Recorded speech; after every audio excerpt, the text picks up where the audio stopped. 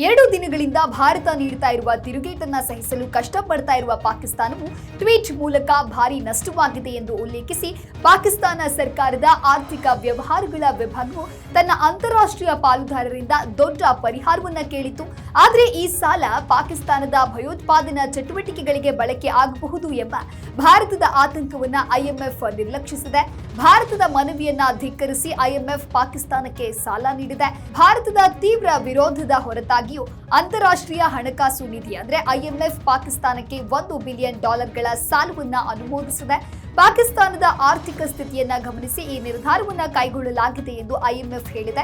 ಹಾಗೆ IMF executive ಬೋರ್ಡ್ನ ಸಭೆಯಲ್ಲಿ ಈ ತೀರ್ಮಾನವನ್ನ ಕೈಗೊಳ್ಳಲಾಗಿದ್ದು, ಪುನರಾವರ್ತಿತ ಆರ್ಥಿಕ ಬಿಕ್ಕಟ್ಟುಗಳು ಮತ್ತು ಹಿಂದಿನ ಐಎಂಎಫ್ ಕಾರ್ಯಕ್ರಮಗಳನ್ನು ಅನುಷ್ಠಾನಗೊಳಿಸುವಲ್ಲಿ ಕಳಪೆ ದಾಖಲೆ ಇದ್ರೂ ಕೂಡ ಪಾಕಿಸ್ತಾನದ ಪ್ರಗತಿಯನ್ನ ಐಎಂಎಫ್ ಪರಿಶೀಲಿಸಿ ನಂತರ ಈ ಅನುಮೋದನೆಯನ್ನ ನೀಡಿದೆ.